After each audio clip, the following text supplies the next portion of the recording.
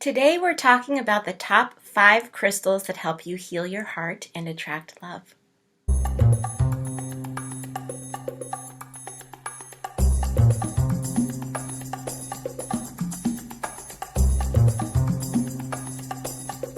Hi love, I'm Carisa Montooth, 6th generation energy healer and love coach and creator of the Soul Love Method course, helping high vibe single women heal their hearts and attract love. And today we are talking about the top 5 crystals for healing your heart and attracting love.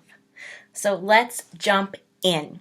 So the first crystal that we're going to start with is pink opal. Now pink opal, and you can probably see it there, pink opal is really important for emotional support. And the thing about pink opal is it's perfect for that time when you are just in the throes of the breakup and you've just started to experience that deep heartache and you're doing the ugly cry in the shower. It's really good for right after the breakup when you still feel shaky and weepy and really vulnerable. It's perfect for that. But it's also good for, if you fast forward a little bit further past the breakup and you feel like you're a little bit stronger and you feel like you're mostly over it, but then you hear that your ex is getting married or you hear that your ex had a baby with someone else or something like that, and it just hits you all over again. Pink opal is wonderful for emotional support during that time. And it's also great if you're an empath or you're an HSP, a highly sensitive person. Highly sensitive empaths are highly sensitive people, but not all highly sensitive people are empaths. But all of them need to have a deeper level of emotional support and stability to help recover from breakups. And so pink opal is wonderful for that. Think of it as that best friend who just holds you while you cry and passes you the Kleenex and lets you cry for as long as you want until you feel better. That's what pink opal is all about. Next, we have rainbow obsidian. Now, rainbow obsidian is great for clearing and protection. So it's really good for when you want to guard against those kinds of self-sabotage, self-destructive behaviors that come sometimes when you're grieving. It's good for when you want to start leaving the negative energy of the relationship behind you when you feel like you're ready to do that. And it's great for when you feel like you are strong enough to move out of grief a little bit and kind of rejoin life. I want you to think of it as the friend who drops off your ex's stuff at his house so that you don't have to go there and then keeps you from drunk dialing him later on when you're out for drinks.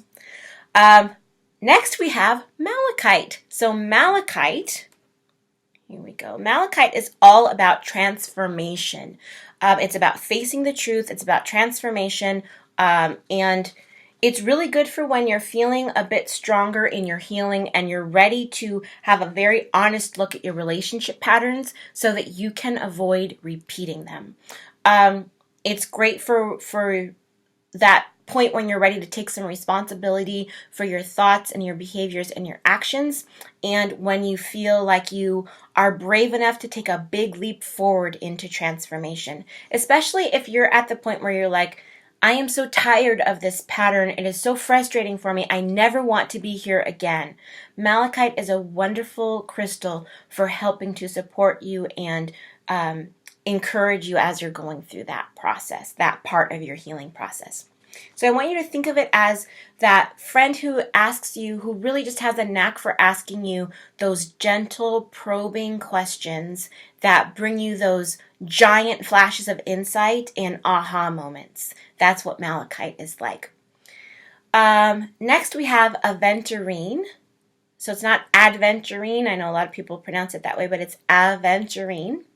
And aventurine is a manifesting stone. It's a powerful manifesting crystal. I want you to think of it or rather, use aventurine when you are feeling healed enough and stable enough to begin to draw in a new relationship because it's a big time manifester. If you feel like you're done with chasing love and you really want to be able to relax more into the feminine energy of receiving and balance that masculine and feminine energy, aventurine is a great crystal for balancing masculine and feminine energy.